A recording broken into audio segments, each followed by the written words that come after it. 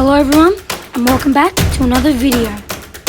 Today, I'm going to be showing you how to quickly and easily grow and expand your very own Discord server. Let's get to it. So the first thing you want to do is join the Discord server in the link in the description below.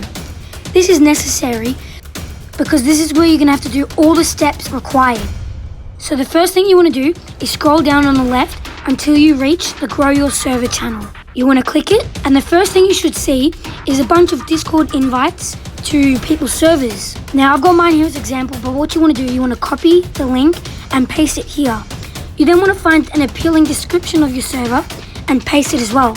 Make sure it looks as appealing as possible. Then you want to enter. Now you're almost done. I'm just going to delete that because it is an example. Now all you have to do now is join other people's servers, and then when you join them, what I recommend doing is making a big folder of all the servers you've joined. As you can see, I've joined quite a lot. Now the final thing I recommend doing is going to the notification settings.